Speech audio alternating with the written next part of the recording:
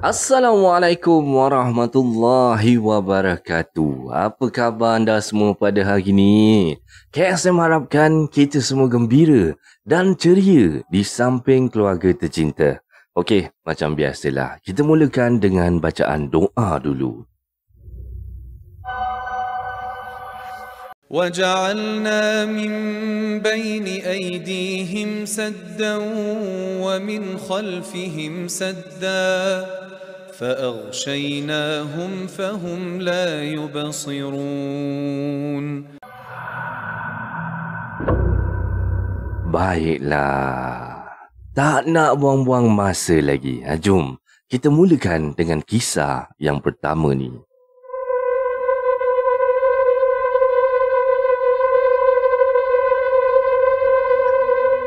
Untuk cerita yang pertama ni disampaikan oleh Said Khairul dan katanya kisah ni berlaku sekitar tahun 2010 masa dia dalam perjalanan balik tengah malam dari Sungai Ambat ke Mersing. Jadi kalau anda semua dah bersedia nak tahu cerita dia macam mana, jom kita mulakan dengan kisah yang pertama ni.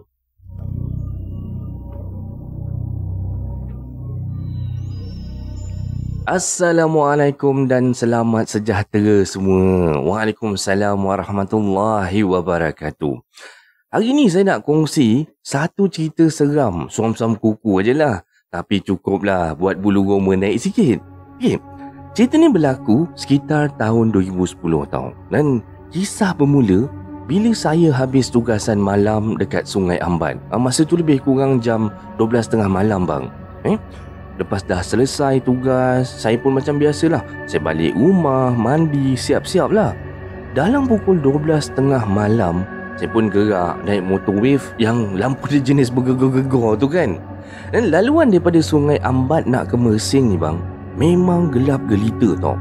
Kiri kanan tu penuh dengan hutan kelapa sawit. Nak jumpa kereta pun bayar bang. Sesekali je bolehlah berselisih dan serempak dengan lori-lori besar yang bawa muatan tengah malam tu kan. Tengah saya bawa motor tu lah. Tengah saya bawa motor tu syok-syok layan perasaan kan. Tiba-tiba saya nampak ada kelibat bang. Kelibat lampu-lampu oren dekat belakang motor saya. Dan benda tu kan, lampu tu ikut follow rapat aja belakang motor saya tau. Dan betul-betul waktu saya lalu depan pos ladang sawit dekat tempat kerja saya tu, mula-mulanya bang dalam hati ni fikir, ni mungkin geng-geng motor lain nak saing-saing ke Mersing jugalah ni kan. So barulah hati saya ni tenang kan. Dan yelah ada pendeman kat belakang. Jadi saya pun bawa motor relax aja kan, slow je. Kalau tak silap saya bawa tu tak sampai 80 km sejam pun. Dan yang hairannya bang, geng lampu oren dekat belakang tu tak potong-potong saya langsung tau. Saya ni duduk bawa motor tu kan, tengoklah cermin sisi, pandang. Dan lampu dia ni pelik sangat tau bang. Kejap besar, kejap kecil, kejap terang, kejap malam. Saya dah macam ni motor apa asal lampu dia macam ni. Tapi saya buat tak tahu je lah bang. So saya pun bawa lagi motor kan, layan dan jalan pula makin lama makin teruk, makin berliku-liku. Mana yang biasa lalu jalan sini tahulah jalan sini macam mana bang. So bila sampai dekat satu seleko dekat ladang wakaf kawasan Jemal Luang tu, tiba-tiba bang, entah kenapa motor saya ni dia macam bergoyang-goyang, hilang kawalan bang.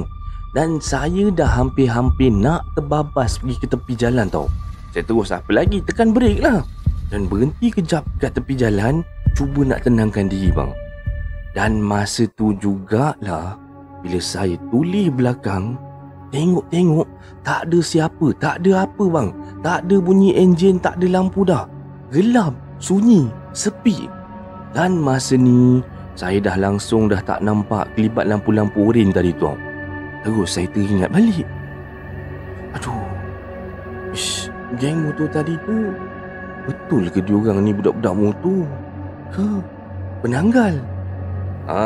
Masa tu baru saya rasa meremang bang.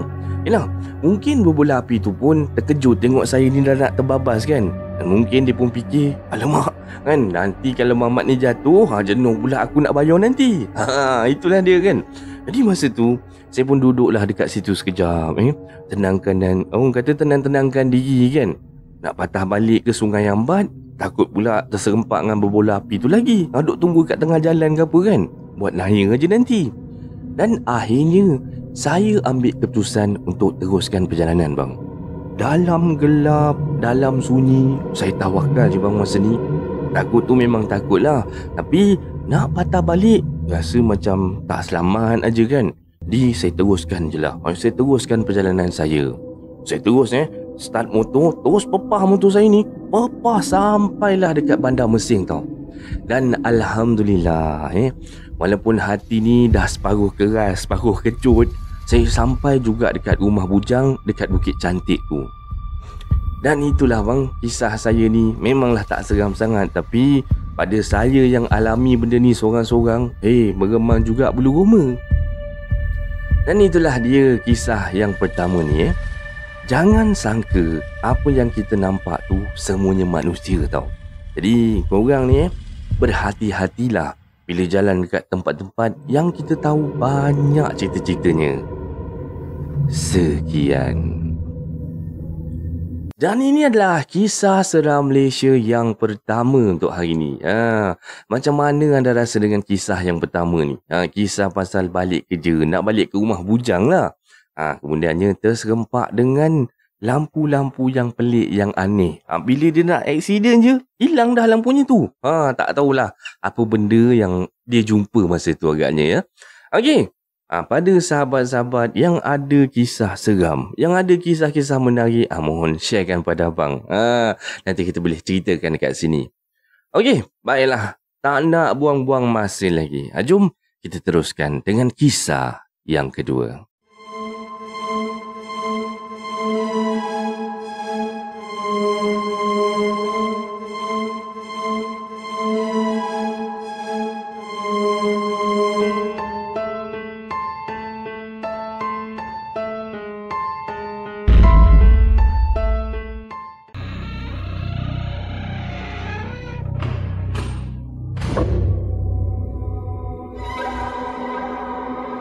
Untuk cerita yang kedua ni kisah ni disampaikan oleh Ita dari Ranau Sabah. Dan katanya kisah ni berlaku waktu dia kecil lagi, sekitar umur 5 tahun lagi tu, semasa tinggal dekat rumah punduk dalam kebun getah.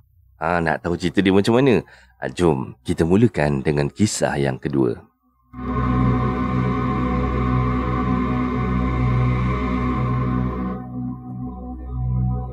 Assalamualaikum Abang KSM dan semua penonton. Waalaikumsalam warahmatullahi wabarakatuh. Nama saya Ita dan saya ni berasal dari Ranau Sabah. Kisah ni saya alami sendiri bang, sekitar tahun 1980-an, dan masa tu umur saya baru 5 tahun. Kami sekeluarga tinggal dekat sebuah rumah sederhana bang. Boleh kata serba kekurangan lah gitu kan. Saya ni anak kedua daripada 5 orang adik-beradik. Kakak saya yang sulung umur baru 10 tahun. Adik saya perempuan umur 4 tahun. Dan seorang adik lelaki saya umur 2 tahun. Dan adik yang paling kecil sekali baru umur 8 bulan tau. Dan masa tu mak dengan ayah saya ni kerja penoreh getah bang. Dan kebun getah kami ni tak jauh pun daripada rumah. Setiap hari bang, seawal jam 4 pagi, ayah saya dah keluar rumah dah pergi menoreh dah. Jadi nanti tengah hari sikit kan, barulah mak saya akan pergi ke kebun. Dan biasanya lepas kakak dah balik sekolah lah.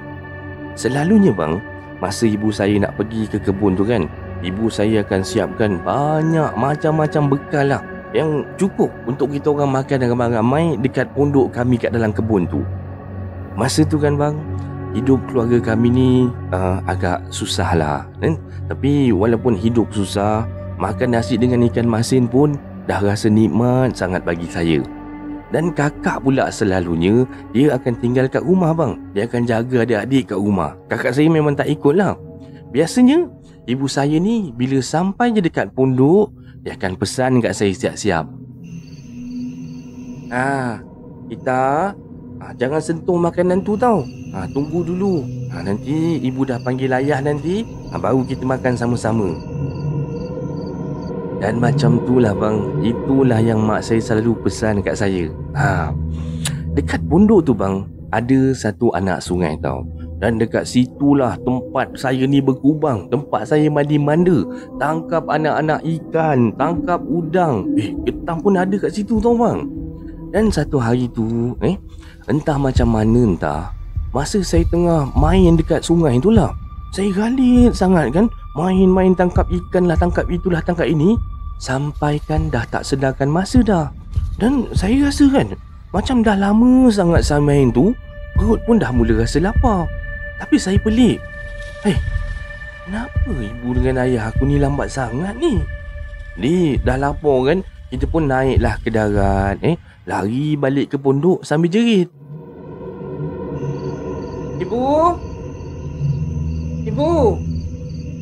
Ibu orang dah lapar lah. Ibu dah boleh makan ke? Kejap. Tunggu. Kau duduk je dalam pondok tu. Ibu nak petik daun ubi ni kejap. Jadi masa tu bang, saya pun duduklah dalam pondok kan, tunggulah ibu kutip daun ubi tu dulu. Tiba-tiba dekat dalam pondok tu bang, saya nampak seekor burung tau. Dan senang cakap cantik sangat burung tu bang. Warna dia warna-warni tau. Kuning, biru, hijau, merah, macam pelangi bang warna dia. Dan yang bestnya, jinak pula burung tu. Dan burung tu kan, dia terbang siap keliling kepala saya, macam nak ajak saya main tau. Saya pun, yelah masa tu kita budak-budak, nampak macam tu seronok lah kan. Saya pun bangun, saya kejar dia bang. Kejar. Sedar je, saya dah masuk jauh ke dalam hutan tau. Dan tempat yang kami selalu lalu pun, tiba-tiba saya macam, tak jumpa bang, dah macam hilang tau. Dan jalan nak ke pondok tu pun macam dah tertutup dah. Dan saya dah, aku ni kat mana sekarang ni? Dan lepas tu, saya terhidu bau masakan bang. Wangi sangat, dan bau tu macam sedap sangat.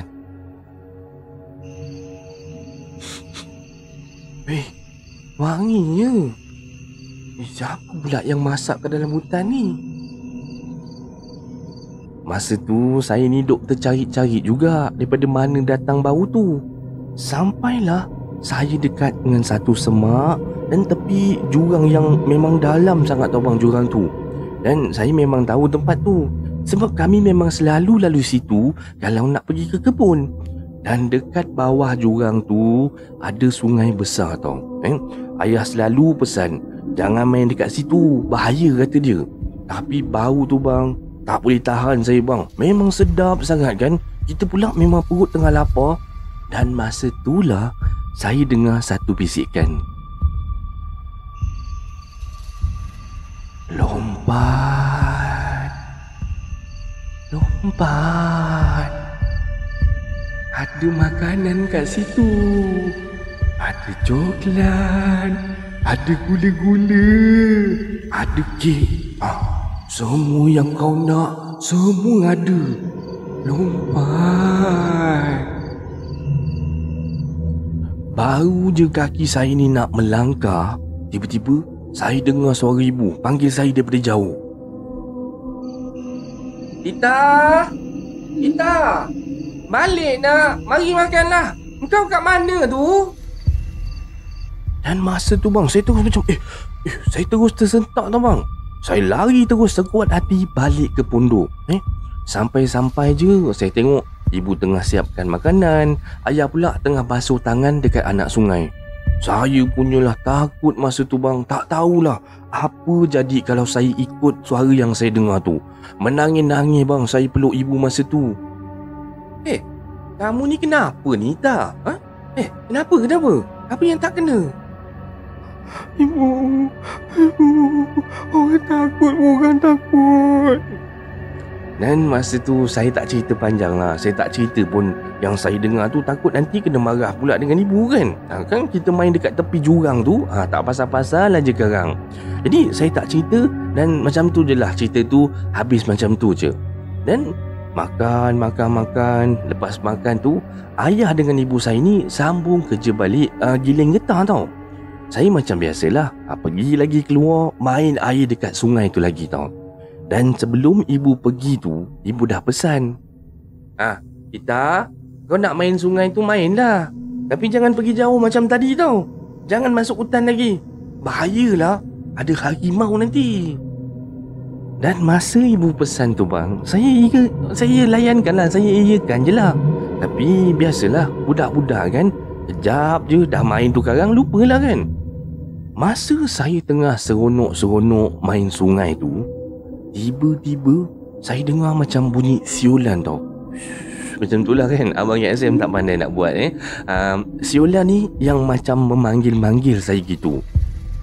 Dan disebabkan saya ni tak nak jadi macam tadi lagi, saya terus dah dengar macam tu kan, saya dah terasa lain macam aja. Saya terus lari pergi dekat ibu dengan ayah. Dan malam tu saya dapat mimpi bang.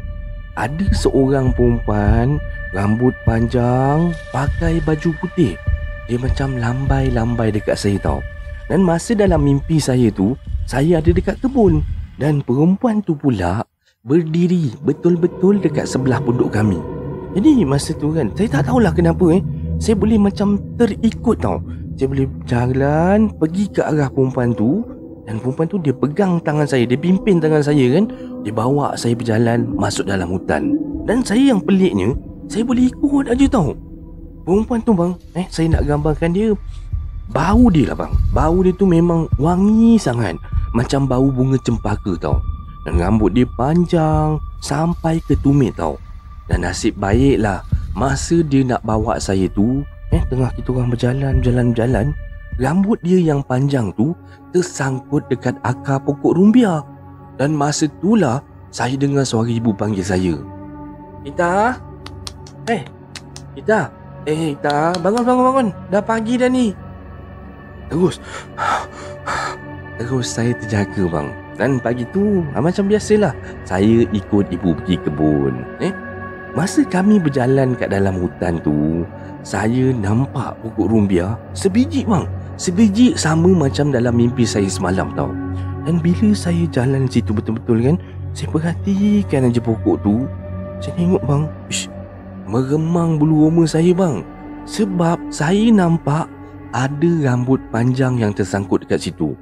Tapi masa ni saya diam je bang, tak berani nak cakap apa-apa. Jadi kan, masa ibu saya tengah buat kerja kan, tengah buat kerja dia apa semua, ibu saya perasan agaknya kan, saya ni asyik pandang aja dekat pokok rumbia tu. Dia terus tanya, Ita, apa kau tengok tu? Dah. Sini dekat ibu, jangan pandang sana lagi. Nasib baiklah mak saya panggil saya masa tu tau. Dan petang tu bang, masa kami nak balik, entah kenapa saya boleh ambil rambut tu cepat-cepat. Saya simpan dalam poket seluar tau. Sampai dekat rumah, ibu macam biasalah, sampai kat rumah memang ibu suruh mandi, suruh bersih-bersihkan badan dulu. Dan saya sempat pula ambil rambut dalam poket seluar tu, saya selitkan, saya sorokkan dekat celah rantai rumah. Dan malam tu saya terus demam bang, meracau-racau. Satu benda pun saya dah tak sedar dah masa ni. Dan ibu saya kata saya demam 7 hari bang masa tu. Kejap saya punya perangai tu kan, kejap saya ketawa, kejap saya menangis. Dah macam orang tak betul dah saya masa tu tau. Dan nasib baiklah pada hari ke-8 tu, nenek datang tengok saya. Dan nenek saya ni, untuk pengetahuan semualah dengan Abang KSM sekali, nenek saya ni dukun bang. Dan dia tahulah pasal benda-benda macam ni. Dan saya tak tahulah bang, ritual apa yang nenek saya buat. Tapi nenek saya cakap ada makhluk yang nak jadikan saya ni anak angkat tau. Sebab saya ada ambil sesuatu daripada dorang. Masa ni kan saya macam, barulah saya teringat. 8 hari lepas punya cerita kan, saya terus teringat tau pasal rambut tu tadi tu. Jadi saya pun terus ceritalah pasal benda ni semua pada nenek. Dan akhirnya nenek saya buat apa tau, rambut tu nenek saya suruh saya ambil semua sekali, dan nenek saya bakar. Dan lepas dah bakar rambut tu bang, baru saya sembuh tau. Lepas daripada kejadian-kejadian ni, peristiwa ni lah bang, saya dah serik dah, tak nak saya pergi kebun dah. Saya setiap hari cuma akan duduk rumah je, tolong kakak jaga adik. Dan itulah dia ya, kisah yang kedua ni. Biasanya kan, makhluk halus ni dia tak datang saja-saja tau. Dia datang tu mesti ada sebab. Macam dalam cerita ni mungkin sebab sahabat kita ni dah ambil sesuatu yang milik dia agaknya kan. Ambil rambut dia. Tak pasal-pasal aja. Itulah dia nasihat dia kan. Korang jalan dekat tempat-tempat macam contoh sungai ataupun laut ataupun gunung kan, air terjun ke apa, jumpa apa-apa pun, nampak cantik ke tak cantik ke apa, benda-benda daripada situ jangan diusik, biarkan aja kat situ. Jangan diambil bawa balik rumah, tak kira lah walaupun seketul batu, jangan ambil ya. Okey, tak nak buang-buang masa lagi. Jom kita teruskan dengan kisah yang ketiga.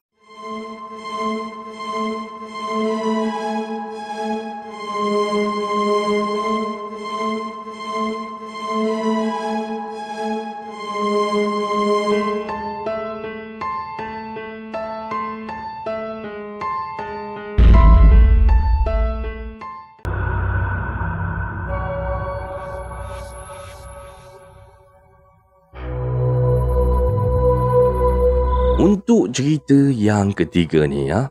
Cerita yang ketiga ni disampaikan oleh Arjuna Desa. Dan katanya kisah ni berlaku masa dia baru berumur 7 tahun. Dan masa tu dia suka masuk hutan belakang rumah. Ya, untuk nak cari buah gajus kata dia tau.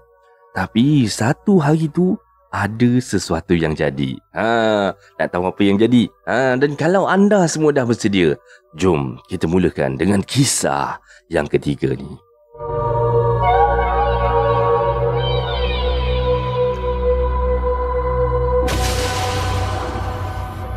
Assalamualaikum semua. Waalaikumsalam warahmatullahi wabarakatuh. Okey, saya nak kongsikan satu kisah yang saya alami masa saya umur 7 tahun dulu. Dan kejadian ni bang, terjadi dekat rumah lama kami. Dan waktu tu bang, saya ni, yelah, memang budak lelaki kan. Saya memang suka sangat merayau tau. Dan biasalah duduk dekat kampung. Memang itulah je kerja saya. Kalau tak merayau, bukan lelaki lah namanya. Kononnya lah bang dulu. Okey, selalunya kan, saya akan merayau masuk dalam hutan dekat belakang rumah lama dulu tau. Kenapa saya suka sangat masuk hutan tu? Sebab masa musim buah gajus, memang banyak bang buah gajus yang tumbuh. Buah dia tu warna-warni. Ada merah, ada kuning. Dan ada yang bercampur lah merah kuning gitu. Memang cantik sangat bang. Tapi korang jangan salah sangka tau. Buah tu walaupun nampak macam sedap, nampak macam buah jambu gitu kan, sebenarnya kelat. Dan kalau kita makan, boleh buat bibir ni gatal-gatal tau. Silap-silap boleh berkudis bibir tu nanti. Tapi saya ni sebenarnya memang tak makan pun buah tu bang. Saya cuma nak biji dia saja. Sebab biji gajus ni kalau kita bakar, memang sedap tau bang.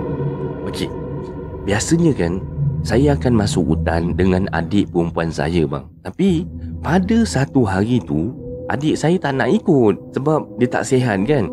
Dan masa itulah buah gajus tengah ranum, tengah masak banyak pula tu. Dan saya pula memang dah tak tahan sangat, memang favourite kita tu kan. Saya pun nekat ajalah nak masuk hutan tu seorang-seorang tau. Walaupun mak saya dah pesan, mak saya dah larang dah, tapi saya degil juga. Dan biasalah budak-budak memang degil bang masa tu. Jadinya pada hari tu saya pun masuklah hutan macam biasa tau. Dan mulalah sampai dekat pot yang selalu saya kutip buah gajus tu kan. Saya pun mulalah petik buah-buah gajus yang nampak masak ranum tu kan. Tengah syok-syok saya petik buah, tiba-tiba saya nampak satu pokok gajus yang banyak sangat buah dia tau bang. Tapi peliknya, pokok tu dia agak jauh sikit ke dalam. Dan kenapa saya kata pelik tau? Sebab seingat saya, tak pernah pula aku nampak pokok kat situ. Sebab itu memang tempat mainan saya bang. Selalu sangat saya pergi situ. Sampai saya tahu tau, kat situ biasanya tak ada pokok tau bang. Tapi disebabkan dekat pokok tu buah dia tu banyak, memang ranum semua, penuh satu pokok tu dengan buah. Dan macam memanggil-manggil pula tau. Saya memang tak fikir apalah. Saya terus redah je tau. Bila dah sampai, saya pun mulalah petik buah-buah yang ada dekat pokok tu kan. Petik. Tiba-tiba saya dengar tau bunyi ranting patah dekat belakang saya. Dan saya terus toleh. Saya ingatkan anjing ke apa kan. Sekali bang, bila saya toleh tu, saya nampak seorang perempuan bang. Perempuan tu kan, dia berdiri tegak dekat belakang saya. Dan perempuan ni, dia pakai baju baldu. Baju baldu warna hijau. Rambut dia panjang, paras-paras pinggang. Dan yang paling saya tak boleh lupa, dia senyum dekat saya. Serius bang, saya cakap pendengar semua percaya tak percaya tu terpulang lah. Tapi apa yang saya jumpa pada waktu tu, perempuan tu cantik sangat. Dia senyum manis sangat. Tapi entah kenapa saya rasa tak sedap hati dengan senyuman dia tu. Terus bang, saya rasa takut tau. Dalam kepala saya ni terus terbayang, aduh, ini Pontianak lah ni. Dan tak fikir panjang bang, masa tu saya terus dah nampak macam tu dia ada dekat belakang saya ni. Saya nampak je, saya toleh, saya terus lari bang. Lari sekuat hati keluar daripada hutan tu. Dan lepas daripada kejadian tu, saya tak pernah lagi masuk hutan untuk cari buah gajus. Dan sampai sekarang ni, saya masih terfikir-fikir lagi, siapa sebenarnya perempuan cantik tu. Dan saya memang pasti sangat bang, dia bukan manusia. Sebab cantik dia tu lain macam. Cantik sangat. Sekian. Kalau ada apa-apa yang datang, jangan takut dan jangan lari. Itu semuanya hanya coba.